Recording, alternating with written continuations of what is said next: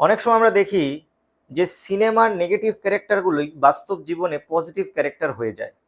এমন একটি ঘটনা আমরা দেখলাম যখন কিছুদিন আগে থ্রি ইডিয়টসের বিখ্যাত চতুর ক্যারেক্টার যিনি অভিনয় করেছেন তিনি একটি ভিডিও ছেড়েছেন এবং সেই ভিডিওতে তিনি সোনাম ওয়াংচুকের পক্ষে দাঁড়ানোর জন্য লোককে বলেছেন। কে এই সোনাম ওয়াংচুক? সোনাম ওয়াংচুক হচ্ছে সেই চরিত্র, সেই ব্যক্তি যার ওপরে বেশ করে বিখ্যাত থ্রি ইডিয়টস এর র্যাঞ্চোর চরিত্র, যেটাতে আমির খান অভিনয় করেছিল, সেই চরিত্রটি যার ওপরে বেশ করে করা হয়েছিল।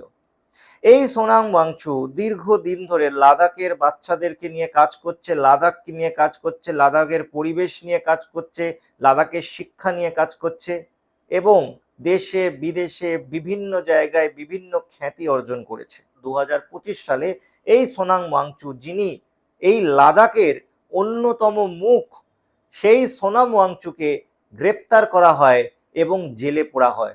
অবশেষে দীর্ঘদিন জেল খাটার পরে তাকে ছাড়া হয়। এবারে ঘটনা হলো যে আমরা সকলেই জানি যে বর্তমান ভারতবর্ষে একটি ব্যাপক আন্দোলন চলছে, যে আন্দোলনটি মূলত ছাত্র যুবদের দ্বারা নির্ধারিত। ন্যাশনাল টেস্টিং এজেন্সি 2017 সালে এই সরকার নিয়ে এসেছে। এই ন্যাশনাল টেস্টিং এজেন্সিকে নিয়ে আসা হয়েছিল স্বচ্ছতার সঙ্গে প্রবেশিকা পরীক্ষা তৈরি করার জন্য। যে প্রবেশিকা পরীক্ষা আমরা নিটের জন্য দিই কিংবা ইউজিসির জন্য দিই, যেগুলোর দ্বারা আমরা বিভিন্ন প্রতিষ্ঠানে ঢুকতে পারি শিক্ষা, স্বাস্থ্য, পড়াশোনার ক্ষেত্রে, সেইগুলো নির্ধারণ করে এই ন্যাশনাল টেস্টিং এজেন্সি। এই ন্যাশনাল টেস্টিং এজেন্সির হাতে যবে থেকে এই পরীক্ষার বিষয়টি গেছে তবে থেকে একটি ভয়ঙ্কর প্রবণতা দেখা দিয়েছে। পেপার লিক, প্রশ্নপত্র ফাঁস এমন মহামারীর আকার ধারণ করেছে যে সরকারকে বর্তমানে আমাদের যুদ্ধ বিমানে করে প্রশ্নপত্র পাঠাতে হচ্ছে।